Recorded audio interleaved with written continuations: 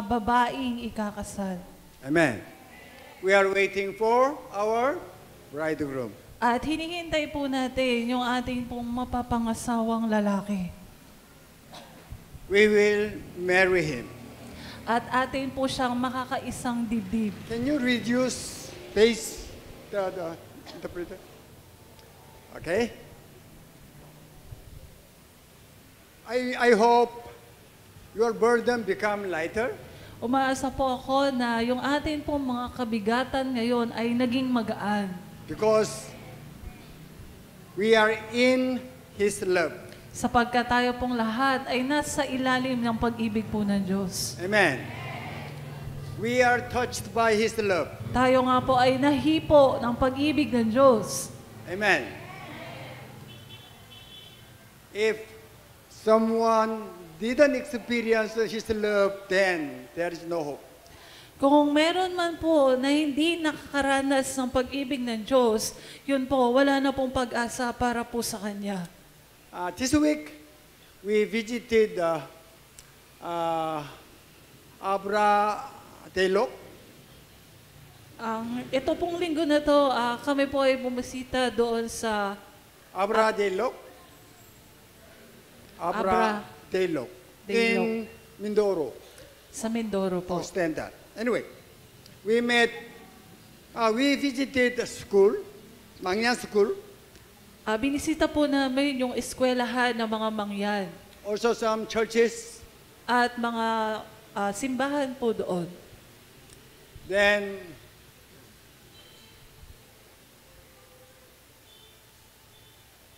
it's not fair. At nakita ko po na hindi po pantay. Mangyan, as you know, they have no enough food. Sa atin pong pagkakaalam na ang mga mangyan po, sila po ay salat sa pagkain. Even their house, as you think about or imagine about it.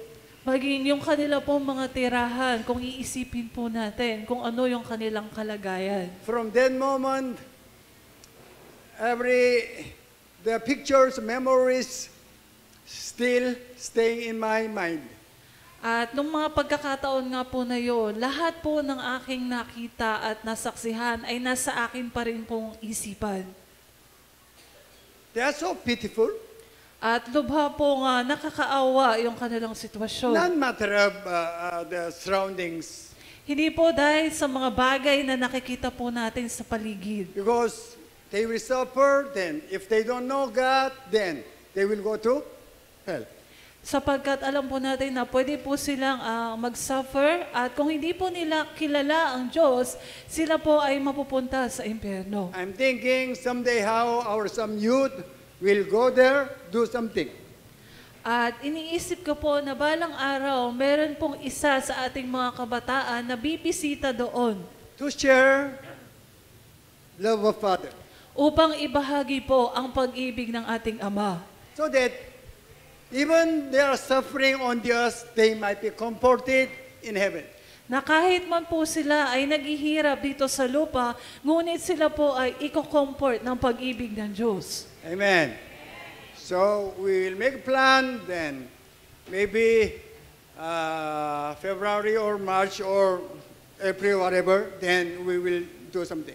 At atin pong ipaplano, siguro po mga Pebrero o Marso, yun po ay atin pong ipaplano. So still, we are talking about love.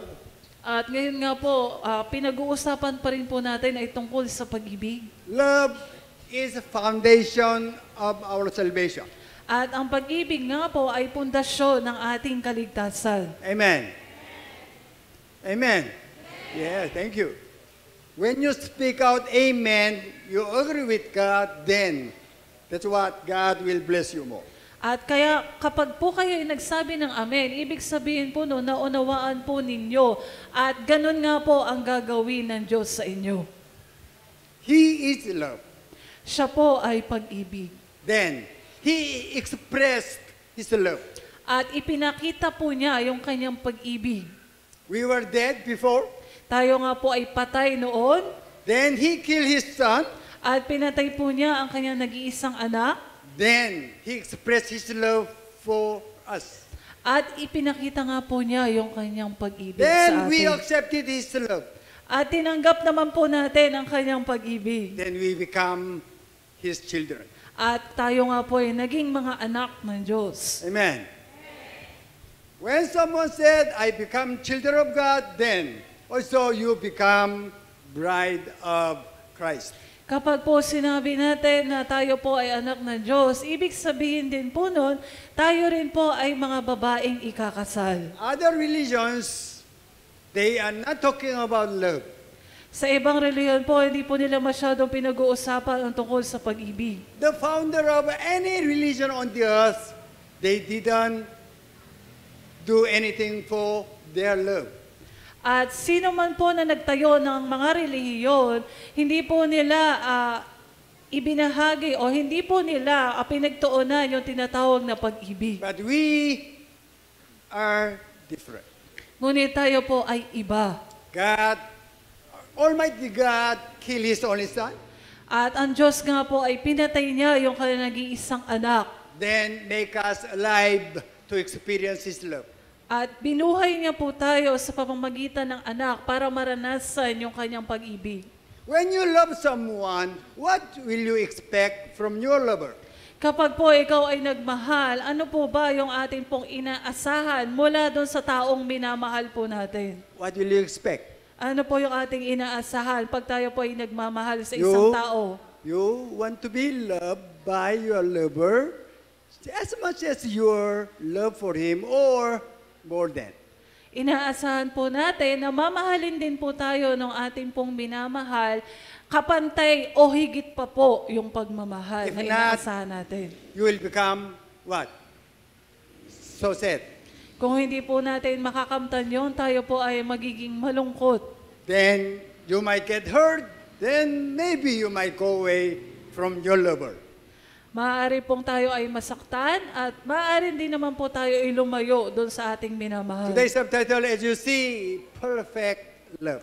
Ngayon po yung subtitle, nakikita po natin, ito po yung tinatawag na ganap na pag-ibig. He's the one started to love us. Siya po yung unang nagmahal sa atin. Amen. Then, we experience His love. At naranasan nga po natin ang pag-ibig ng We Diyos. started to love Him. Then, we are growing in His love. At tayo naman po ay nagsimula rin namang mahalin ng Diyos at sa pamamagitan po noon, nagsimula yung ating paglago. This is heart of Father. Ito po ang puso ng Ama. Great commandments. Yung pinaka-dakilang utos.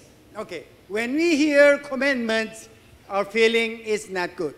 Kapag nakarinig po tayo ng tinatawag na utos, yung ating pong pakiramdam ay hindi po madali. But, why God gave us utos? Bakit nga po ba tayo binigyan ng Diyos ng utos? He didn't do anything, then He just gave us utos. Wala po siyang ginawa ng kahit na ano, ngunit binigyan niya po tayo ng kautusan. He did first, then He is expecting what He wants to get from others. Siya po yung nagpasimula at ang nais po niya ay maka-meet kung ano po yung kanyang ninanais. That's why God said, I loved you, Kaya nga po sinabi ng Diyos na, mahal kita then you will experience of my love, at mararanasan mo yung aking pag-ibig. you will love me. At ikaw nga ay iibig sa akin. I gave my son for you, Ibinigay ko yung sarili ko para sa'yo also you must give your son to me. at ikaw din naman, ganun din, ibibigay mo din naman yung iyong sarili sa So akin. that it will be equal. Nang sa gayon, ito ay maging pantay. That's what God said, you love me with your heart and with your soul and your mind. Sinabi nga po ng ating Diyos na mahalin mo ako ng iyong buong puso, kaluluwa at buong mong kaisipan. Why when we think about this matter, our feeling is so heavy? Bakit po kaya kapag inisip natin ng pag-ibig sa Diyos ay mabigat? Because we didn't experience His whole love. Sapagkat hindi pa po natin nararanasan yung buong pag-ibig ng Diyos. Title is love. Ang pamagat po ngayon ay tungkol sa pag-ibig. But still, we are talking about salvation. Ngunit ang ating pa rin pong pinag-uusapan ay tungkol sa Why kaligtasan. God saved us. Kung bakit nga po tayo niligtas ng Diyos. He has purpose for His love. Meron pong layunin ang ating Diyos dahil sa kanyang pag-ibig. Usually, several times I emphasize it. Madalas po, ito po ay lagi ko na pong sinasabi at binibigyang diin. Without thinking about His purpose, salvation become nothing. Na kung hindi po natin iisipin kung ano po yung layunin ng Diyos para sa atin, mababaliwala po yung tinatawag na salvation Firstly, o we'll think kaligtasan. about this matter. Madalas po, ito po yung atin pong dapat isipin. So, everybody will read. Geset, go. Geset, go. Teacher, which is the greatest commandment in the law? Jesus replied, love the Lord your God with all your heart and with all your soul and with all your mind. This is the first and greatest commandment. And the second is like it. Love your neighbor as yourself. That's what He wants us to do. Yun po ang nais ng Diyos. He loved us that much, Tayo po ay sobrang minahal ng Diyos. then He expects, want to get back from you that much. At nais po ng Diyos na ibalik din natin yung pag-ibig na binigay niya po sa atin. He is not kuripot. Hindi po kuripot ang Diyos. Amen. He did it first, then He expects that much from you. Siya nga po yung una nagmahal sa atin at inaasahan po ng Diyos na ibabalik po natin yon sa Kanya. Amen.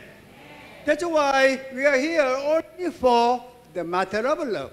Kaya nga po, tayo po'y narito para lamang po sa pag-ibig ng Diyos. The greatest commandment is this most important matter. At ang dakilang utos nga po, ang pinakamahalaga sa lahat.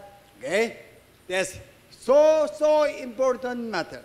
Ito po ay napakahalagang bagay. But we, usually, what is most important matter for us? Pero para po sa atin, ano nga po ba yung pinakamahalagang bagay? All the time we are thinking about our physical needs. Madalas po, ang iniisip natin ay yung mga pisikal lang po nating pangangailangan. That's what we call blessings. Ang tawag po doon ay pagpapala. But Father said, don't think about blessings. Ngunit sinabi nga po ng ating Ama na huwag mo nang isipin yung pagpapala. I prepared everything. Dahil inihanda ko na lahat ng bagay. As long as I know you love me, then why not? Whatever I have for you will be yours too. At kapag alam ko na mahal mo ako, wala namang imposible. Kahit lahat ng bagay ay kaya kong ibigay sa'yo. That's why God said, you love me first. Kaya nga po sinabi ng Diyos na, mahalin mo ako. That's why all the time God is hunger for your love. Kaya nga po yung ating Ama, lagi po siyang uhaw sa pag-ibig mula sa kanyang mga anak. That's why we call God is jealous God. Kaya po tinawag ang Diyos na siya po ay jealous or He doesn't nagsiselos. need anything Hindi po niya kailangan ng anumang bagay. because He is a creator. Sapagkat siya po yung lumikha. He owns everything, even in universe. At siya po ang nagmamayari ng lahat ng bagay kahit ba yun nasa labas itong mundo. Your tithes, offerings, He doesn't need it. Kahit po yung ating mga handog, hindi po yan kailangan ng Diyos. But He wants to know your love through giving or offering or bring the tithes and offerings. Ngunit nais pong malaman ng Diyos kung gaano natin siya kamahal sa pamamagitan po ng mga handog na dinadala po natin. When you fall in love, first thought will come to your mind. Kapag ka po ikaw ay nagmamahal, isang bagay po yung una mong maiisip. What is it? Ano po kaya yun? I want to make your lover happy. Ang iniisip po natin, gusto po nating mapasaya yung atin pong minamahal. Amen. Then, your lover will give you more than what you give. At yung iyong nga pong minamahal, binigyan kanya ng higit pa sa binigay mo. then you will compete each other to give more. At magkakaroon na po kayo ng kompetisyon na mas malaki yung ibibigay mo sa Then susunod. finally, you will say, oh, I'm ready to give my life for you. At sasabihin mo nga na kaya ko nang ibigay yung aking buhay para sa iyo. Then they will say, okay, kasal tayo. At sasabihin nga po natin, let's get married. Amen. That's what God wants us to do. Yan po ang nais ng Diyos na gawin po natin. That's why, don't think about other matters. Kaya po, hindi po natin kailangang isipin ang anumang bagay. That's why He wants to know your heart and your love for Him. Ang tanging nais naman po ng Diyos ay malaman kung ano ang iyong puso para sa Kanya. So, in our salvation, the most important matter is love. Sa atin pong kaligtasan, ang pinakamahalagang bagay po ay ang pag-ibig. But in love, also so many levels and conditions. Ang pag-ibig po ay maraming kondisyon at marami po itong level. Babies, only they will say, Mommy, Daddy, I love you. That's all. Yung mga bata po o sanggol o yung maliliit na bata, maaari lang po nilang sabihin na mahal kita, nanay, tatay. When they grown up, maybe after the field trip, they will bring some pasalubong for parents. At kapag nga po sila ay malaki na at sila po ay nasa field trip, papasalubungan pa po nila yung kanilang mga magulang. That's their expression of their love for their Ganun parents. po nila pinapakita yung kanilang pag-ibig.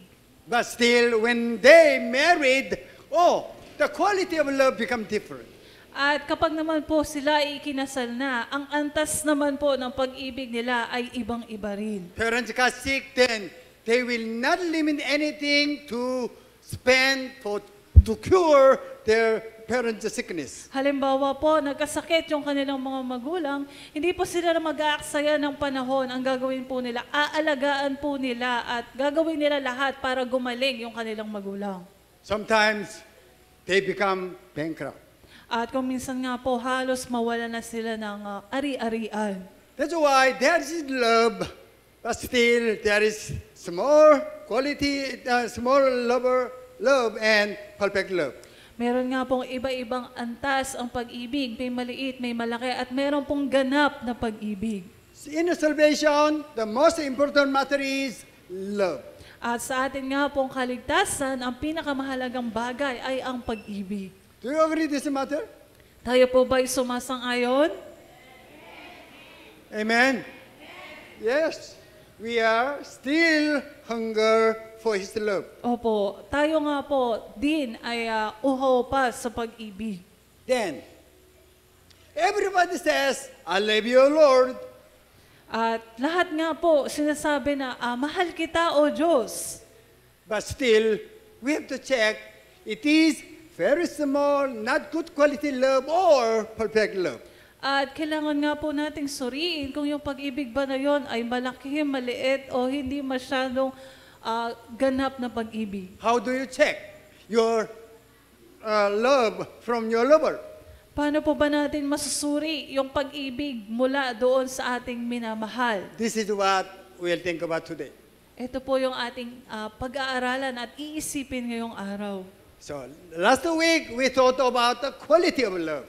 Nung nakaraang linggo po, ang inisip po natin ay yung quality o kalidad ng pag-ibig. That's why we have to express our love, perfect love through living sacrifice. At atin nga pong ipapakita yung pag-ibig sa pamamagitan ng ating buhay na tinatawag na buhay na handog.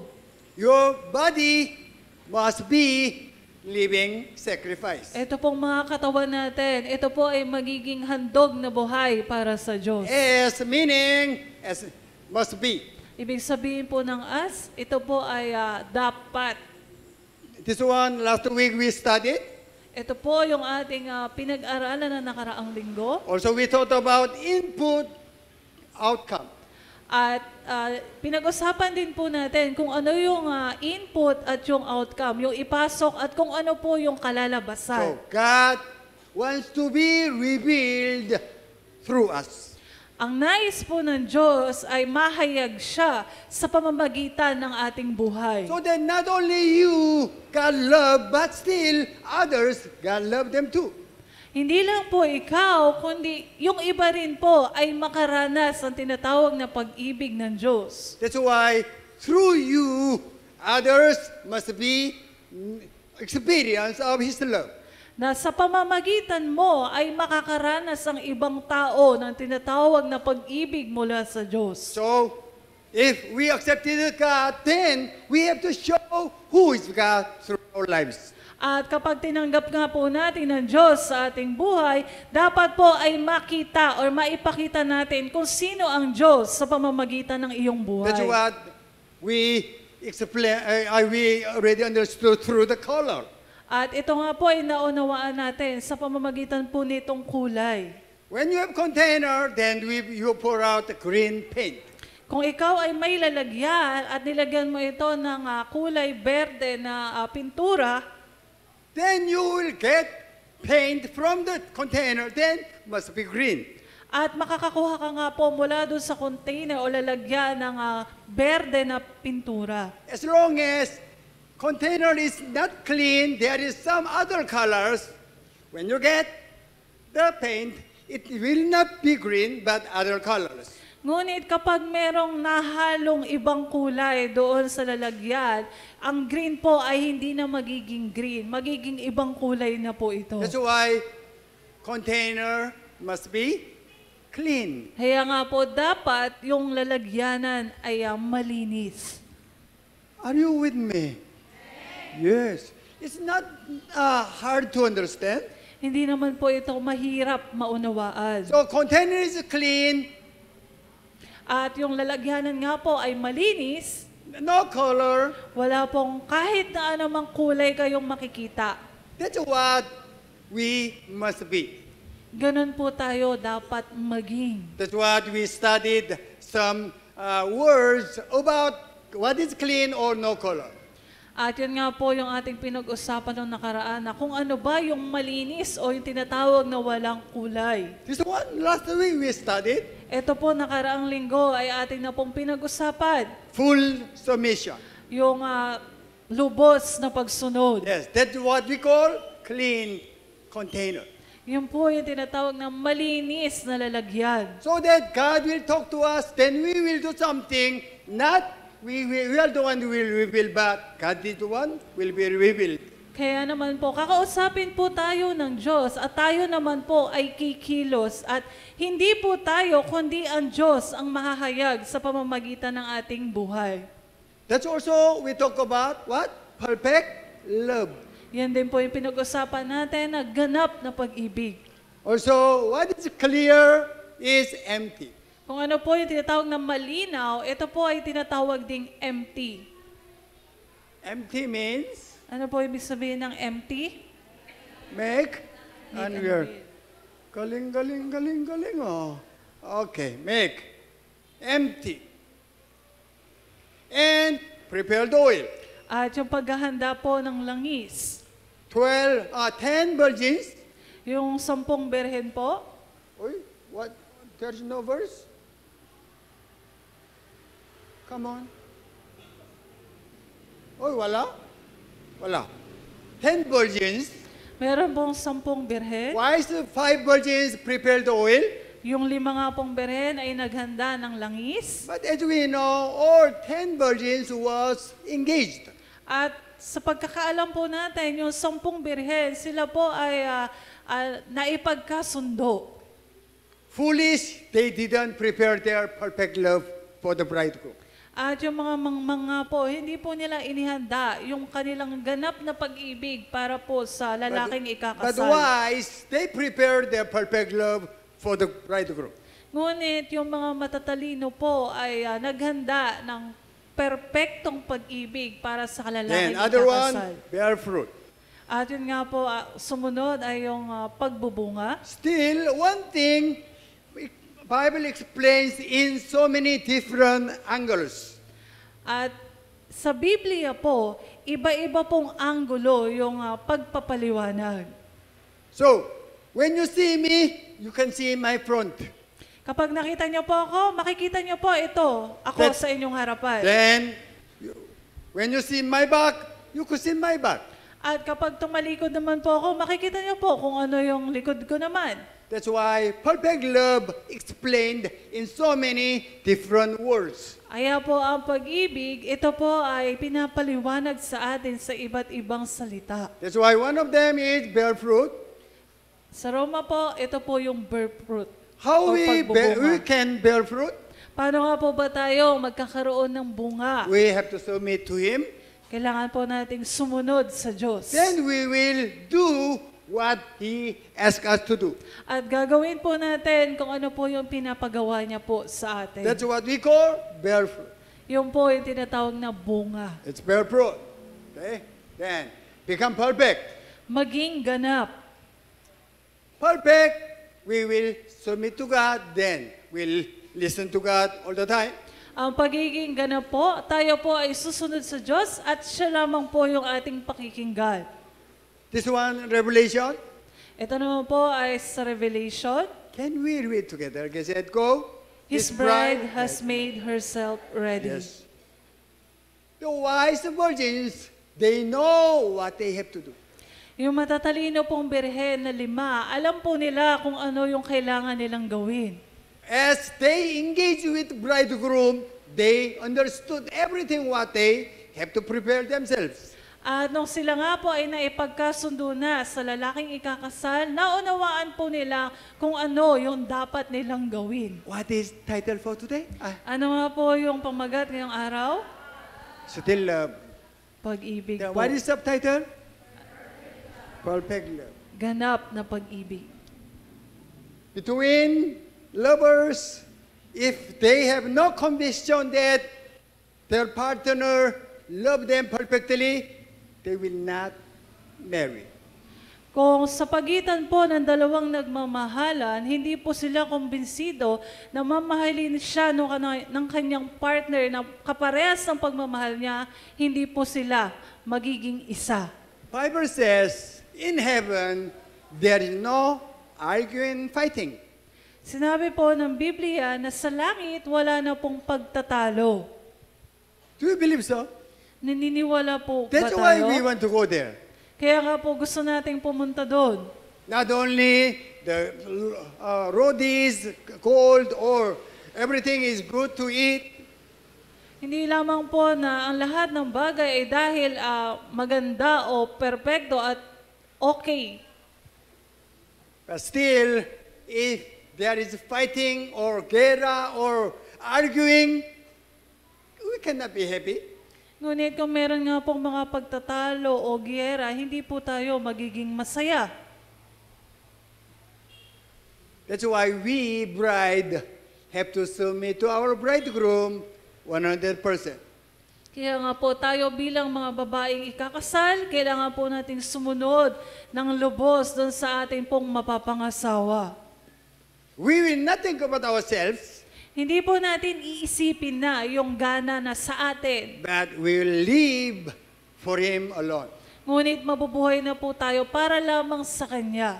That's what God wants us to do. Yun po ang nais ng Diyos na gawin po natin. We already received His perfect love. Natanggap na po natin yung tinatawag na ganap na pag-ibig ng Diyos. Amen. Amen po ba? Oh, merong bibig. Amen po ba doon?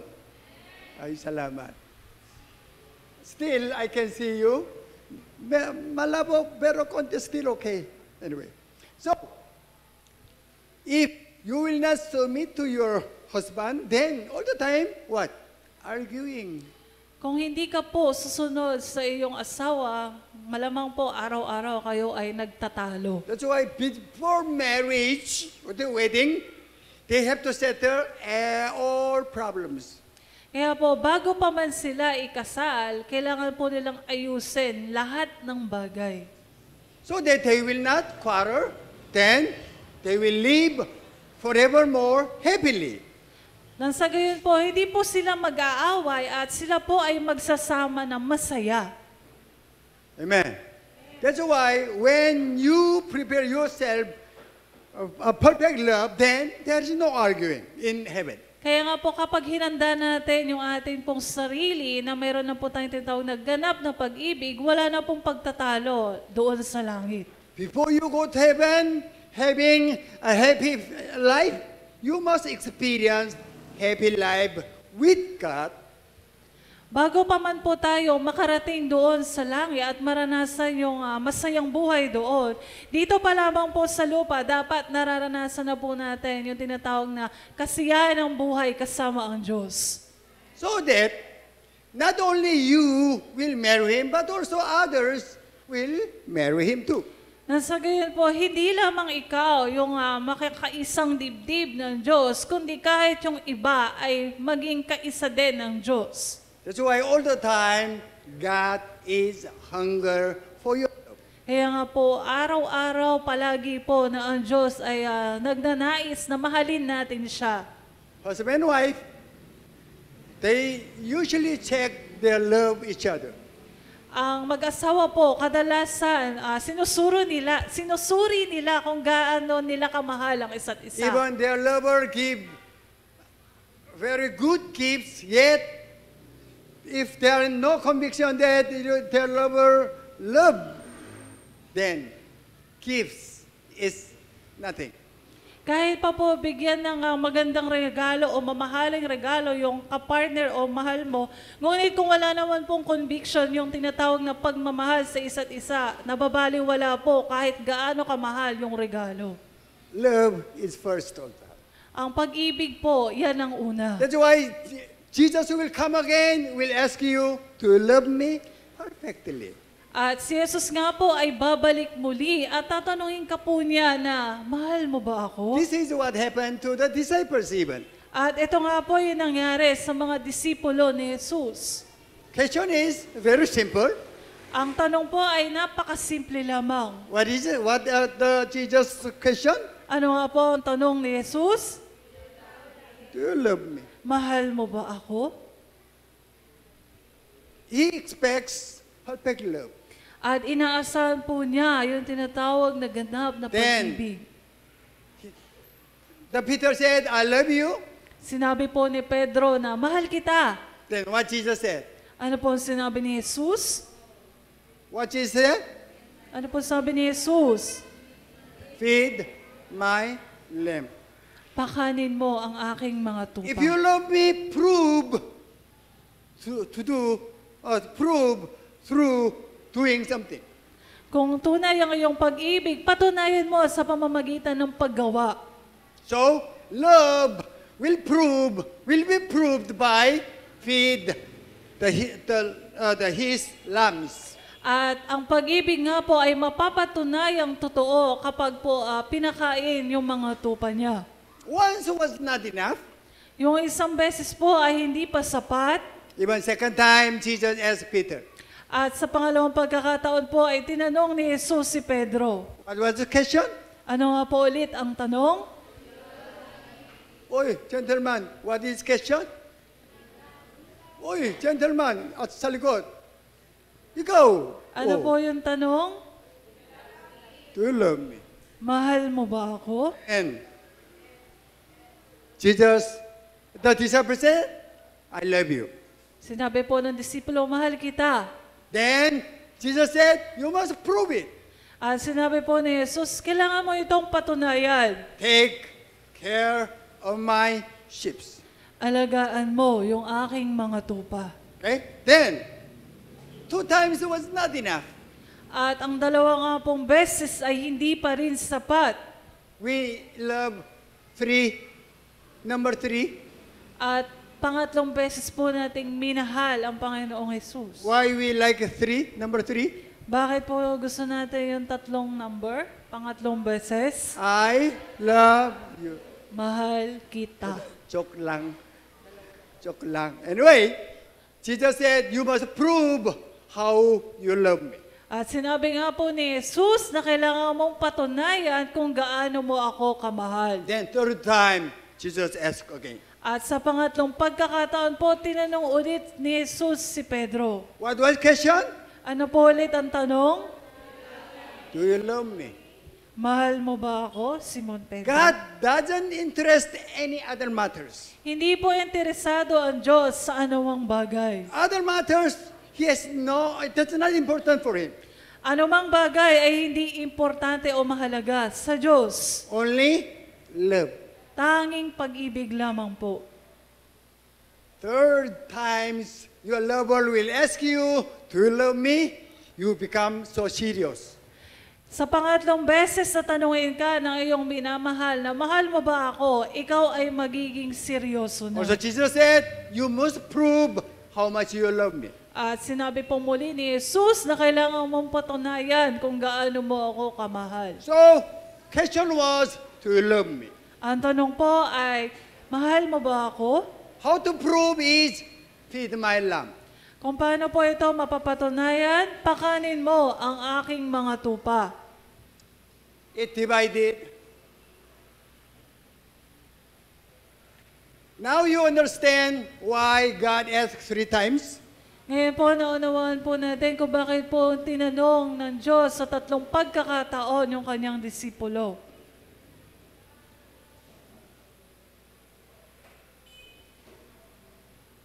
If you love, Jesus said, you have to lay down your life. Kung ikaw ay tunay na nagmamahal, kailangan mong ialay ang iyong buhay. Why? Jesus died for us. Bakit nga po namatay si Jesus para sa atin? That's how Jesus loved us. Ganon po tayo minahal ng Panginoong Jesus. That's why He expects that much from you. Kaya po, ang inaasahan niya ay ganoon din po. I die for you, Na ako ay namatay para sa'yo, you must die for me. ikaw ay dapat na mamatay para sa akin. Amen. That's fair. Yun po, yung tinatawag na Then, pantay. 2 parts, death and love. Meron pong 2 bahagi, kamatayan at pag-ibig. You love me, you must die for me. Mahal mo ako, kailangan mo mamatay para sa akin. If you talk to your children, you must die for me, they will say, no. Kung sasabihin mo sa mga anak mo, anak, dapat ikaw ay mamatay para sa akin. Sasabihin nila, ay hindi po. Because they are children. Sapagkat sila ay bata When they pa. grown up, you become older, then you ask your children. Ngunit pag sila po ay lumaki na at sila po ay nag-mature na, tanungin niyo po sila, Will you die for me? They will say, yes. na ikaw ba ay mamamatay para sa akin? Sasagot po sila ng oo. That's why we must grow to have perfect love. Kaya po kailangan po nating lumago para po sa ating ganap na pag-ibig. 2 squares. 2 pong What was squares? What was 2 parisukat po. Meron pong 2 parisukat o Anyway, box. Opo. 2 diagrams. So first is the love. What was next? Ano po yung pangalawa? Una po ay pag-ibig. Ano po yung pangalawang bahagi? Kamatayan. If you are not happy, you will not die for your lover. Kung hindi ka po masaya, hindi mo pong magagawang magbigay ng buhay para sa iyong If you are minamahal. not convinced, perfect love from your lover, you will not die for your lover. Kung hindi ka kumbinsido na merong perfect na pag-ibig, yung iyong lover para sa iyo, hindi ka mamamatay para sa kanya o hindi mo ibibigay yung buhay mo para sa kanya. Amen. Yes, that's why we have to experience His perfect love. Kaya po nga po, kailangan po natin munang maranasan yung ganap na pag-ibig. So many Christians, children of God, died for Him. Napakarami na pong Kristiyano o sumampalataya kay Jesus na nagbigay ng buhay para sa Kanya. They spend their lives and effort for Him alone. At inalay nga po nila lahat ng panahon, maging buhay nila para lang kay Jesus. That's why Jesus explained, how can you prove you love the bestly or the biggest love? Kaya po sinabi po ni Jesus na paano mo papatunayan na ang iyong pag-ibig ay tunay at ganap.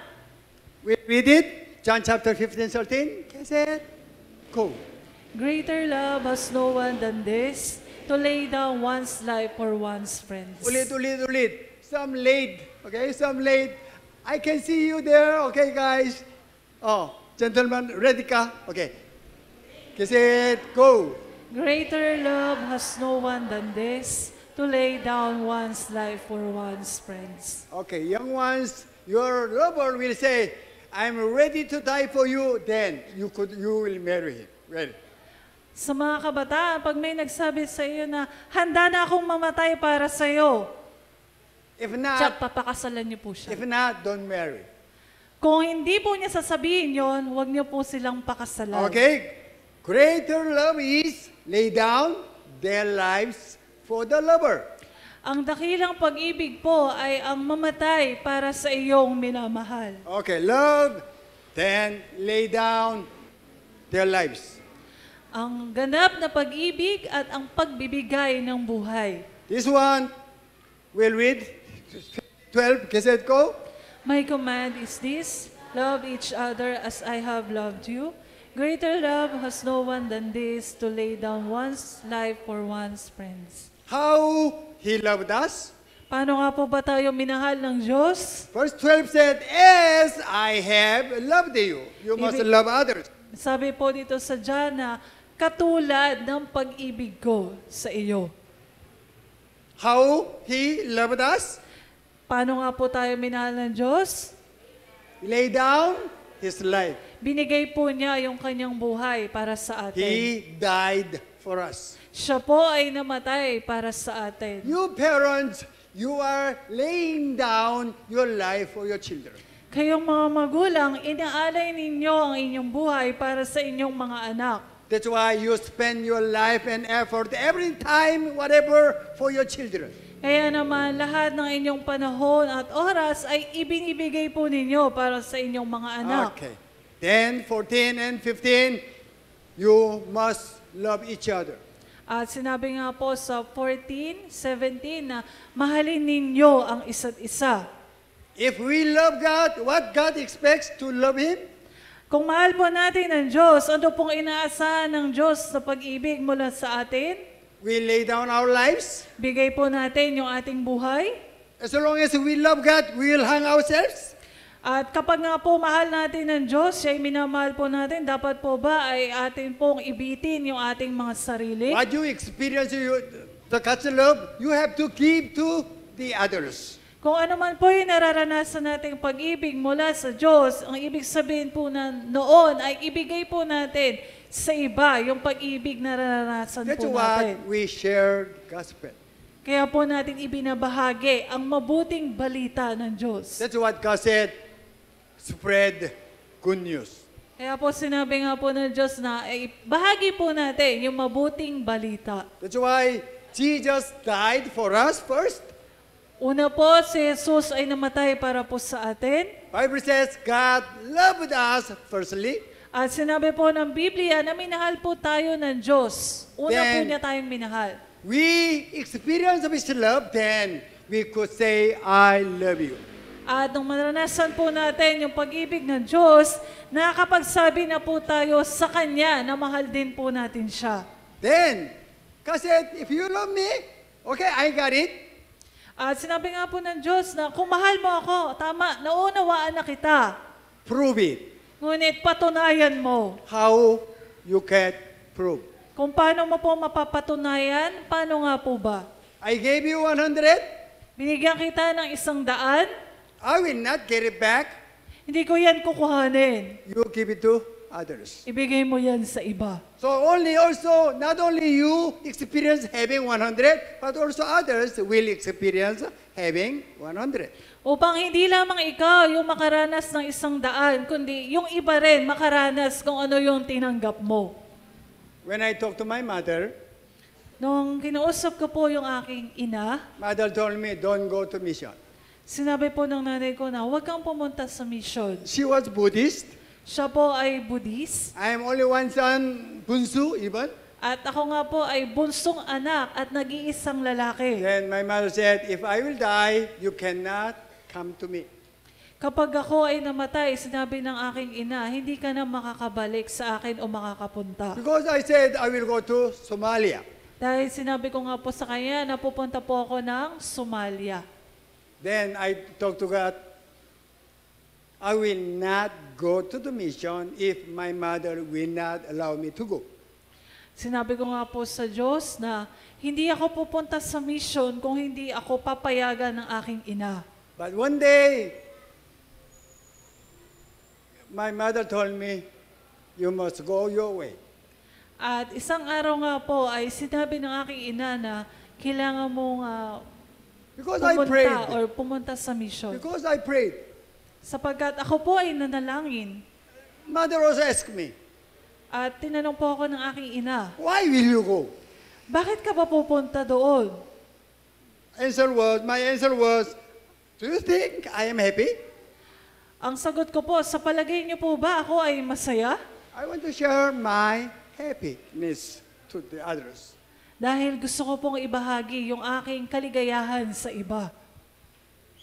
I am happy to be here. And masaya po ako dito. Are you happy? Masaya po ba tayo? God will bless you to be more happier. At pagpapalain po kayo ng Diyos na mas maging masaya pa. Oh, first script Dito po tayo sa unang scripture. is first the greatest, the commandments. Yung dakilang utos po. The greatest commandment is most important matter between God and you. At ang dakilang utos po ang pinamahalagang bagay sa pagitan mo at ng Diyos. What is it? Ano nga po yun? What is it? Love. Pag-ibig po. Why I loved you that much. Kung bakit kita ganoon kamahal. That's why He expects that much from you. Kaya naman, inaasahan po niya yung ganoon ding pag-ibig mula sa'yo. But God said you must prove it. Ngunit sinabi po ng Diyos na kailangan mo itong patunayan. If you love me, you have to love others. Kung mahal mo ako, mahalin mo rin ang iba. That is 22:39, second greatest commandment. Yun po ay sinabi sa chapter 22, yung dakilang utos ng Diyos. That's why not two, but actually one greatest commandment. Hindi po dalawa, kundi isa lamang po na dakilang pag-ibig ng Diyos o utos ng Diyos. Me, with your heart and soul, whatever, it connected with the love your neighbors. One. Kapag minahal mo ako ng lubusan ng buong puso, kaluluwa at buong mong isip, mamahalin mo din yung iyong kapwa. Yon ay naging isa So na. how can you prove it? Paano po natin ito papatunayan? As we studied John chapter 15:13, Pag-aralan po natin yung John 15:13. when you lay down your life for the others, it means you are paying His love back to Him. Kapag nga po ikaw ay nagbigay ng buhay para sa iba, ibig sabihin po no, naunawaan mo po na ikaw ay nagbabalik ng utang na loob sa Diyos. He doesn't want you die physically. Hindi po niya nais na mamatay po tayo sa pisikal. That's why you have to lay down your life for your lovers first. Ito po yung tinatawag na pagbibigay ng buhay para sa iba. You mothers, you are laying down your life for your children. Kaya po mga nanay, binibigay niyo po yung inyong buhay para sa inyong mga anak. So that your children will grow and become mature, then they will take care of, they will love their own children. Sapagkat gusto niyo po sila ay lumaki na maayos, mabuti at nakakaranas ng pag-ibig na sa gayon sa mga anak din po nila. Ganon din po yung kanilang gagawin. What is subtitle for today? Ano nga po yung subtitle ngayon? Perfect love. Ganap na pag-ibig. Yes, that's what God all the time expected. Ganon po yung laging inaasahan ng Diyos. Okay. Now, what God wants us to do or to be is only one. Kung ano man po yung nais ng Diyos na maging tayo ay isa lamang po. Question all the time, God asks you, do you love me? Ang tanong lamang po na nag-iisa mula sa Diyos ay, mahal mo ba ako? when you meet your lover, first question, last question, do you love me? Kahit po sa iyong minamahal, pag nagkita kayo, ang unang tanong at ang huling tanong, mahal mo ba ako? Saying, yes, I love you is Ang pagsasabi po na mahal kita ay napakadali po. no paying money. Wala pong bayad yon. That's why easy. Kaya po madaling sabihin. But you will ask, you must approve. Ngunit sabihin niyo po na patunayan mo. God is same in that way. At ganon din naman po ang Diyos. You love me, then you have to lay down your life for others. Mahal mo ako, ialay mo ang iyong buhay. Show how much I love, my love to the others. Ipakita mo kung gaano yung kalaki yung pag-ibig ko sa pamamagitan mo para sa iba. Our parents spend their lives for us. Ang ating pong mga magulang ay iginugol yung kanilang buhay para sa atin. That's why we grown up well. Kaya po tayo po'y lumaki na mabubuti. That's what our parents did. That's what we are doing for our children. At sa ngayon po, ganon din naman yung ating pong ginagawa para po sa ating mga anak. This is perfect love. At ito po yung ganap na pag-ibig. This also living sacrifice. At ito din po yung tinatawag na buhay na handog o alay. We are equipped with His love. At tayo nga po ay nananatili sa pag-ibig ng Diyos. Then we live for Him alone. At tayo po ay nabubuhay para lamang sa Kanya. Then there's no arguing with our lover. At wala na pong pagtatalo sa pagitan natin at ng ating minamahal. So that we will enjoy our wedding life heaven. Upang mas ma-enjoy po natin yung buhay na kasama yung ating minamahal. So, what is subtitle for today again? Ano po yung subtitle? Perfect love. Ganap na pag-ibig. Salvation, when you talk about salvation, you must pass through this perfect love. Ang kaligtasan po, kailangan po muna nating dumaan para dito po sa tinatawag na ganap na pag-ibig. If your lover will not prove perfect love for you, the relationship will be broken up. Kung hindi po maipapakita yung ganap na pag-ibig mula sa taong nagmamahal, maaari pong maghiwalay yung dalawang nagmamahalan. You cannot trust your lover. Ibig sabihin po noon, hindi po natin siya mapagkakatiwalaan. Perfect love, trust your lover. Ang ganap na pag-ibig po ay may pagtitiwala. Just like Abraham. Katulad po ni Abraham. God said, now I know your heart. Sinabi po ng Diyos sa kanya na ngayon alam ko na ang iyong puso. I can trust you. At ako ay magtitiwala na sa iyo. Whatever I will tell you to do, you will say yes only. At ano man ang sasabihin ko sa iyo, isa lang ang sagot mo, oo. Amen. That's why God wants us to grow in His love perfectly. Kaya po, nais ng Ama ay lumaki po tayo, lumago po tayo sa kanyang ganap na pag-ibig. Let's all stand. Tumayo na po tayo lahat. So God loved us firstly. Minahal nga po tayo ng Diyos nung God una. killed His only Son for us. At pinatay niya po ang kanyang nag-iisang anak na si Jesus. And He expects that much love from us. At inaasahan niya po yung balik na pag-ibig kung ano po yung binigay niya sa atin. What we call that much is perfect love. At yung match po na yon ay ganap na pag-ibig mula sa Diyos.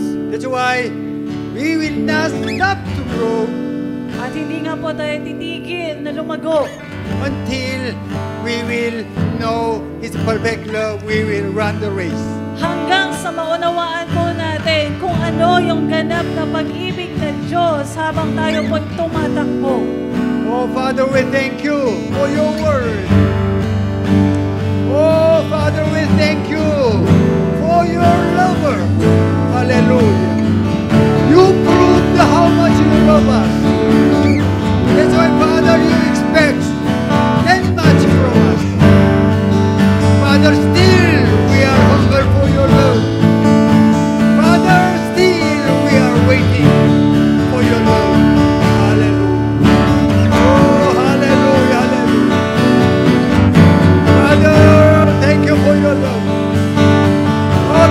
Father, shout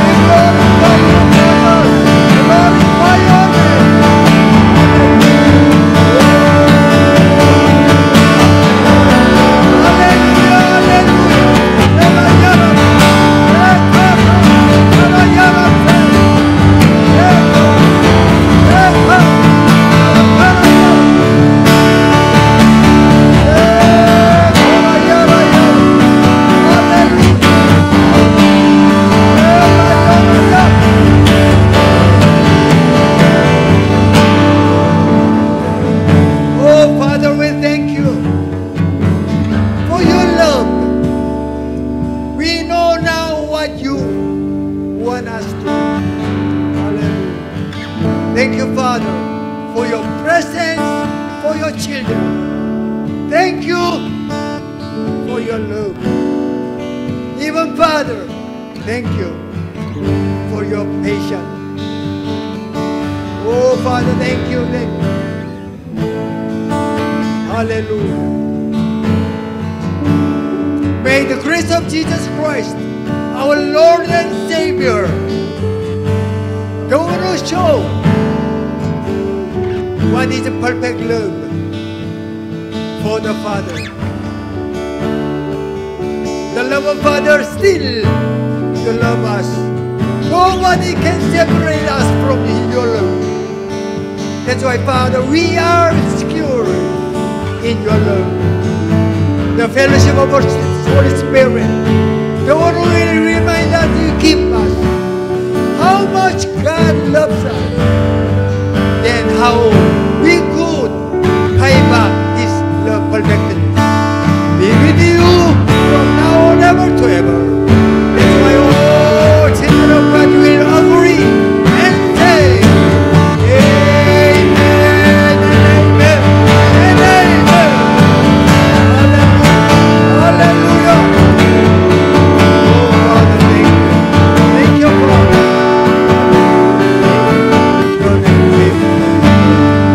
Hallelujah. Hallelujah. God will bless you. Then for the announcement. Hallelujah. Amen.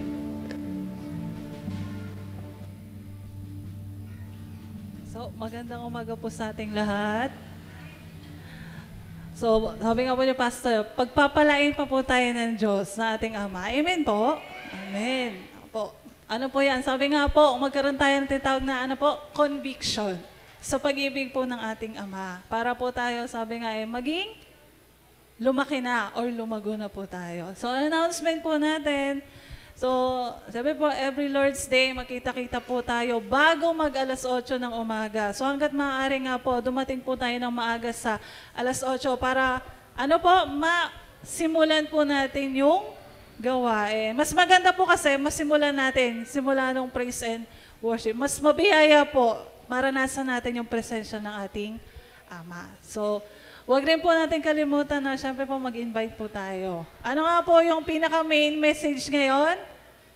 I-share na po natin. Lay down your life. So, syempre po, paano po ba? Kung hindi po tayo mag-i-invite at hindi po natin sila dadalhin dito sa sambahayan, paano po sila makakaranas ng pag-ibig ng Diyos? So, sa pamamagitan po natin, ninyo, sabi nga po, makakaranas po sila kung ano po yung ating nararanasan. So, ganoon din po yung ating pong morning prayer, 6:30 po yan ng umaga, araw-araw.